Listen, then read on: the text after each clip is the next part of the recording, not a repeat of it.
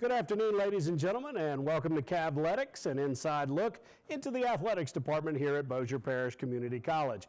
I'm your host, Charlie Cavell, and today we are talking about BIPC Cavaliers softball. After a record-setting 2018 season, expectations for Coach Amanda Nordberg-Hamilton and the Lady Cavaliers are once again very, very high. And so far, they've met those expectations as BIPC is off to a 5-0 start to the 2019 season. With that being said, let's welcome in today's guest and the head coach of the Lady Cavaliers, Amanda Nordberg-Hamilton. And Coach, thanks for taking the time to visit with us today. Thank you for having me, Charlie. Well, before we get into discussing this year's team, let's refresh everyone's memory and talk about how special the 2018 team was. You had back-to-back 40-plus win seasons, including a school record 44 wins last season, a share of the Region 14 regular season title, and you won your 100th game as a head coach. And on top of all of that, you had 2 players selected to All-American teams. When you look back on 2018, it was a really special season, wasn't it? Yes, it was very special. The group that we graduated last spring was our first recruiting class here at BIPC. And so watching them develop and mature and grow and kind of set the foundation where we're at today was very, very special. They definitely hold a special place in our hearts forever. Well, last year you had a core group of 8 sophomores that were crucial to the success of the program that you mentioned, and that it's enjoyed the success that y'all have enjoyed the last 2 seasons. Did that, and you touched on it basically, did that group lay that groundwork and that foundation for this program, your program now, to build upon? Absolutely, they did. I think from a winning perspective, they did very much so. I think that the foundation was set in year 1 as far as our culture, so we definitely have to recognize, although our record wasn't there, those girls, but the group that we graduated last year was the winningest sophomore group in program history, so I think that says a lot about them. You had Chelsea Fagan, who was a first-team All-American and who led the NJCAA Division I in home runs last season, and Elisa Favela, who, arguably, is the greatest all-around player in Lady Cavalier softball history. But they're gone now. How do you replace players like that? I think leaving last spring, that was something that I stressed about a lot and worried about. And then I realized that you don't replace kids like Chelsea and Issa. You just are appreciative of the opportunity to have them come through your program and set the foundation that they did. And so I think it's just continuing to recruit great student athletes and teaching them how to play BIPC softball and continuing to build our culture. And I think that we will continue to be successful.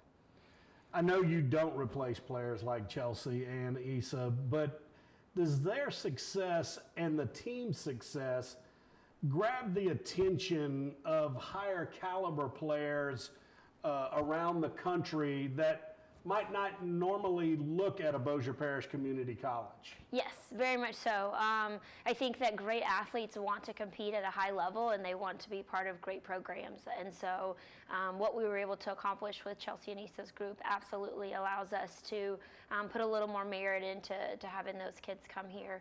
I think it's also the culture that we've built. A lot of the girls, 99% of the athletes that we bring in have been on our campus, have met our team, have experienced that. So I think that's a big selling point for those girls as well. Well, you've always talked about culture as being one of your big, your big issues and your big deal. And yes. You've done a really great job of I don't want to say changing the culture, because the culture was there. It was just, it needed to be sparked up a bit. Yes. I believe my math is correct in that 6 of the 8 sophomores from last year's team are now playing at 4-year universities. Is that correct? Yes, it is. We're actually at 100% placement rate. Every sophomore since I've gotten here has had an offer to go on to play. 6 of the 8 from last year, although all 8 had offers, chose to play. So we're very, very excited about that. That's a big part of what we try to do is bring kids in and then help them move on to the next level. So Chelsea, Issa, and Sharika are now at SAU. Morgan Bullock is starting at Texas A&M Texarkana.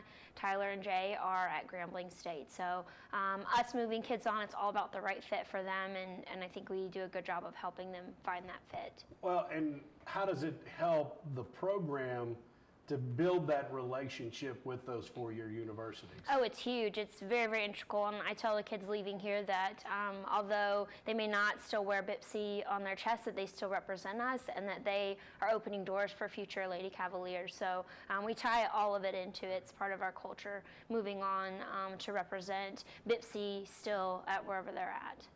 Successful coaches usually surround themselves with great people, and you're no different.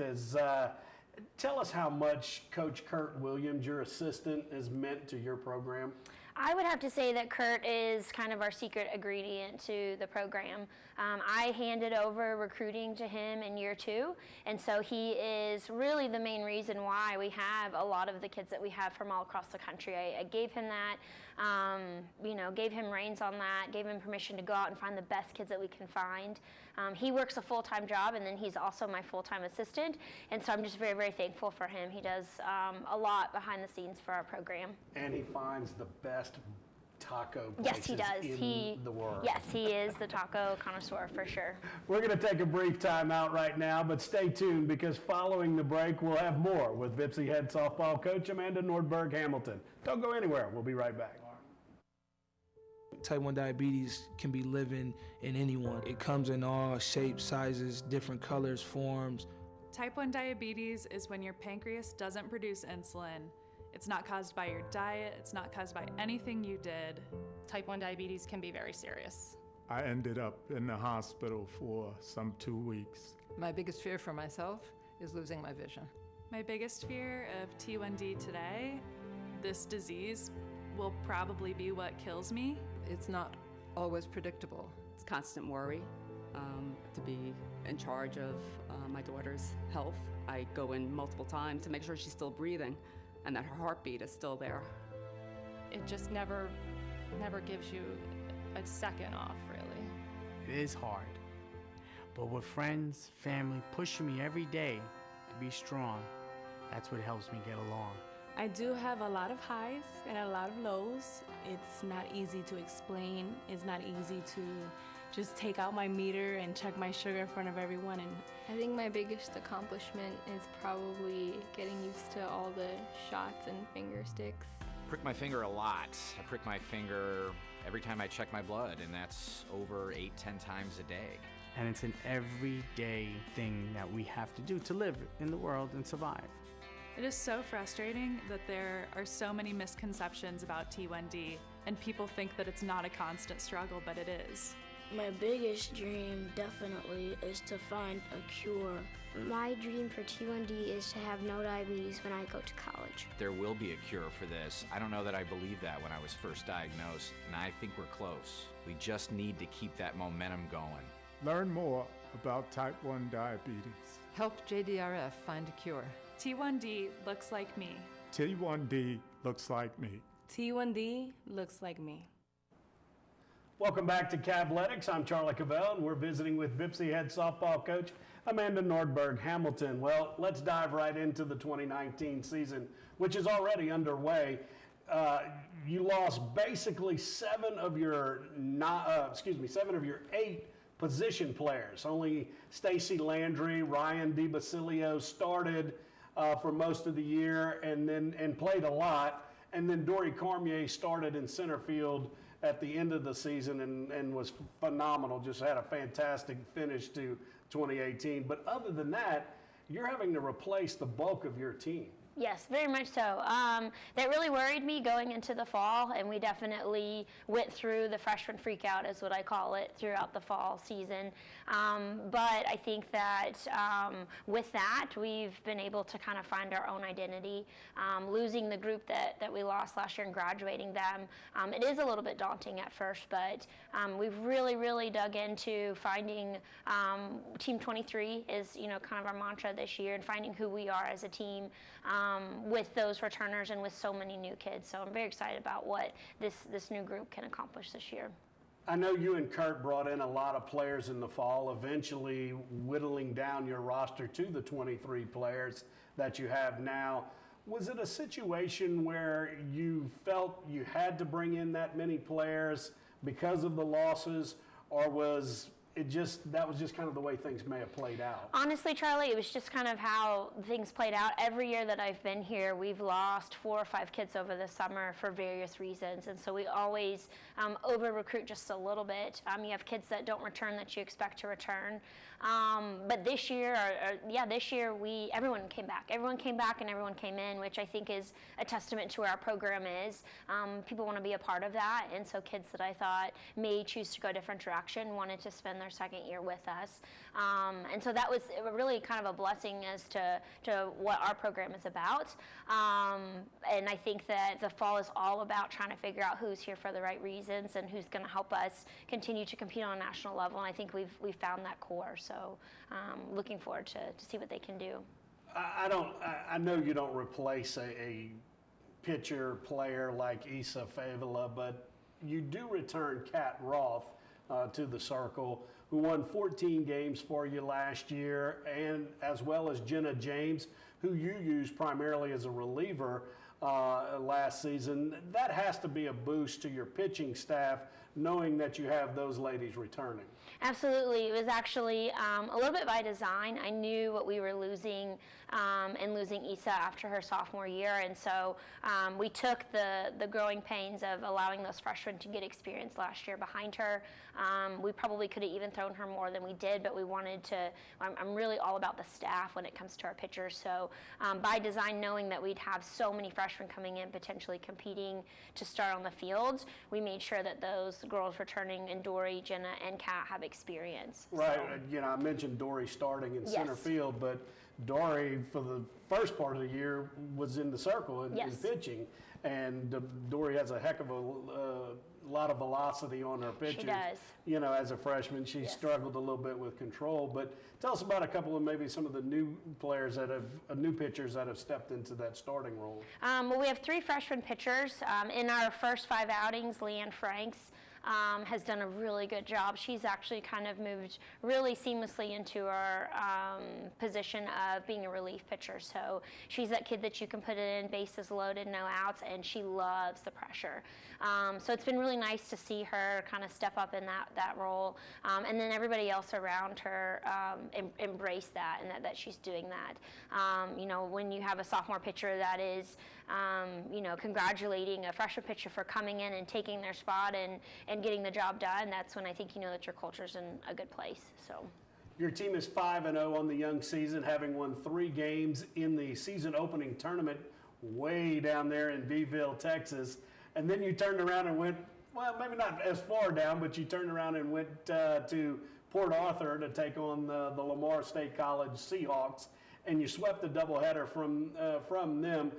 Give me your assessment of your team's start through its first 5 games. Well, we like to travel a lot preseason. I like to learn as a team how to get off the bus and compete, because we have to do that when we get into conference. I'm excited to see where we're at. I think that 5 games in doesn't say a whole lot. The season is long, but I think what I've seen out of this group in the start of our season is how selfless we are, how bought in we are to the process and to having plans, and to understanding the concept of getting a deep fly ball backside hit to run, to score a runner. So the selflessness in this group is really, really special. The energy is really special. So I'm very excited to see what the future holds for us. Tell me about some of your newcomers that have had an impact. And if you want to, Amanda, you could go, we can go around position-wise, because like I said, you're really having to replace 7 of your 8 position players. and really even now 8. Stacy had a preseason injury, so she's kind of been just now working her way back in. But tell us about some of your newcomers. Right now it's tough. I've got kids that are very capable, very talented that aren't starting. They are potentially going to be in a DH role. So we've got 4 first basemen that are all freshmen working in that position. Abby Cole is a transfer from Butler Community College. She's been a huge impact player for us, being a leader and a sophomore on a very young infield.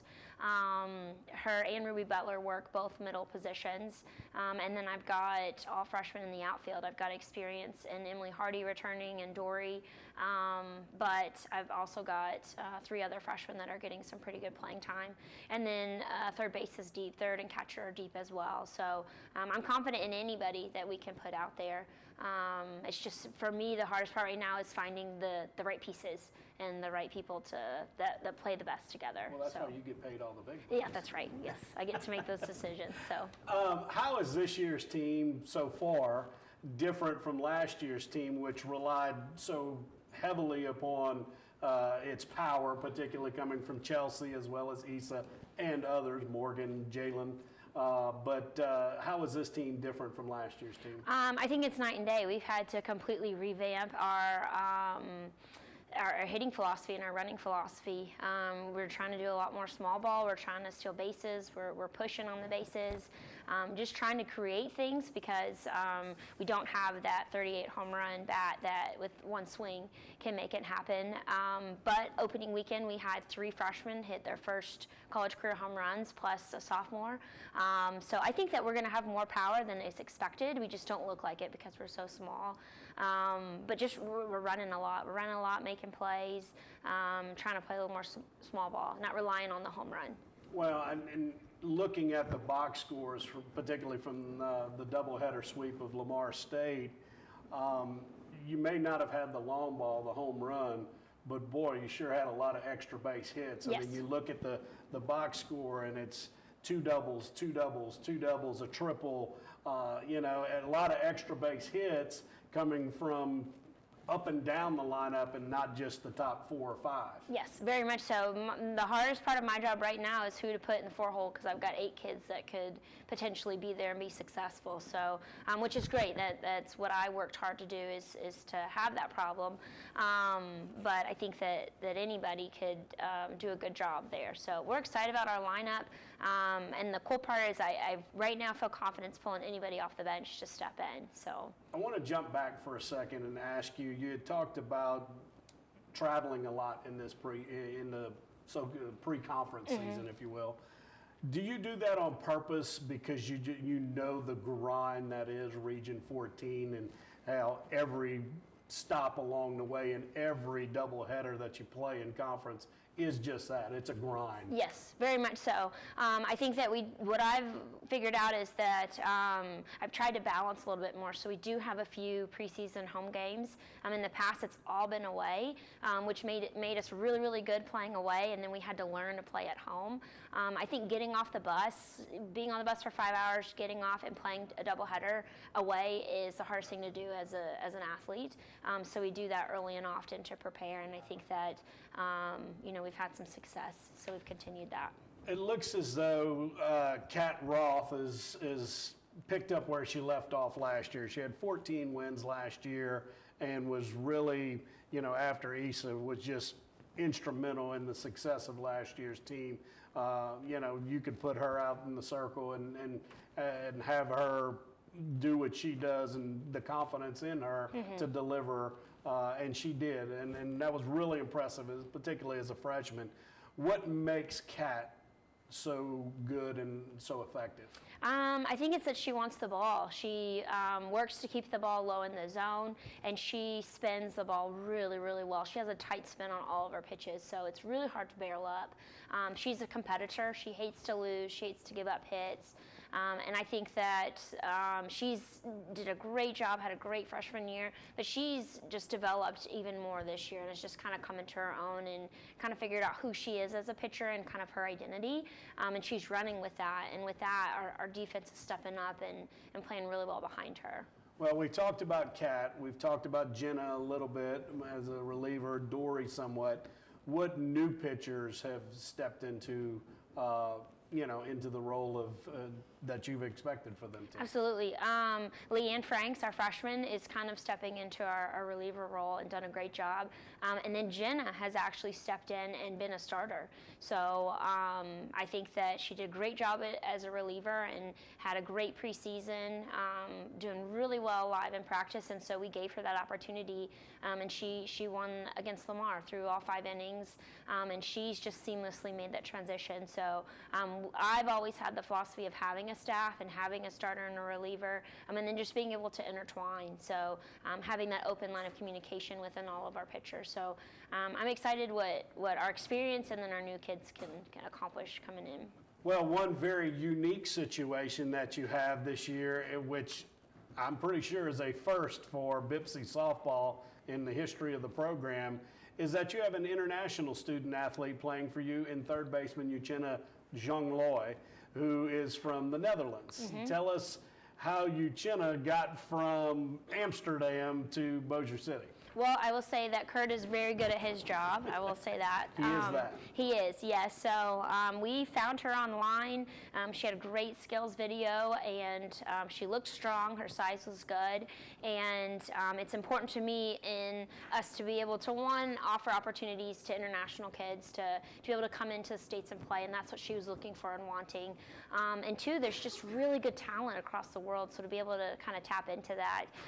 The first international kid you get, the first out-of-state kid, is always a little bit of a risk, but she has definitely stepped up and been through and through what we expected. So we're very excited to see what she can do. So, I mean, I don't want to say a pioneer, but I mean, she is the first, and so she is, yes. But you know, it is a risk because you don't know what kind of quality competition, the level of competition that she's played over in Europe. Yes. And so I know that had to be a little bit, there's some trepidation there. Yes, very much so. She actually played for the 18 under national team. She had played, come to Florida, played a couple times in the States. So I knew that she'd been here before. She kind of knew what she was getting into. And then for her area and her country had played at the highest level that she could compete at. So it was just helping her make that transition. Academics is always a concern with international kids. She's an AB student, handles her grades well, is a great teammate. So it's just really worked out. We're really, really lucky to have her here. Softball is a bit different when it comes to scheduling. For example, you've already played and won 3 games against a Region 14 in Lamar State, Port Arthur. If you would, Amanda, explain how that is and why you can play a regular season game against a Region 14 team but not count as a conference game. The way that our region is set up is we've got both sides, so we've got 2 sides of the conference. Part of playing Lamar at the Beeville tournament was just who is there. You know, we don't always have choices in the round robins that we sign up for. And then we typically just try to schedule the other side, 1, distance, and 2, competition. So the other side of the conference, although it's in our region, those are all still Division I conference games for us, or Division I games for us, which count towards our rankings. So we also host, the region hosts a crossover every year. So the design of that is to be able to play and compete against the other side. I really like that because I feel like it gives us a little insight as to who we'll be facing once we get to the regional tournament, which is the top 4 from our side, the top 4 from the other side. Well, and yeah, because a prime example of that was last year. You ended up losing to Tyler, which is in our division, but Galveston, you know, they ended up being co-champions because of extra circumstances. Right. But Galveston, who is a team we rarely see, right, ended up being the co-champs in that tournament. Very much so. So it just prepares us so we don't go in and really not know anything about the other side. So I like it. I like the crossover. I think it's a great event. The undefeated Lady Cavaliers return to the action against the McLennan Community College High Lasses. at the Bipsy softball field. The first pitch of the doubleheader is scheduled for 1 p.m. That coming up next Friday on February 15th. So be sure to come out and enjoy some Lady Cavaliers softball. Hopefully by that time the temperatures will have picked up a little bit. That's all we have for today. Amanda, thank you so much for visiting with us. We appreciate it and look forward to your great program. Good luck on the rest of the season. Thank you so much, Charlie. Thank you, folks, for watching Cavletics today. Join us again next Friday as we bring you the latest on Bossier Parish Community College Cavalier Athletics. I'm Charlie Cavell, bidding you a good sports day.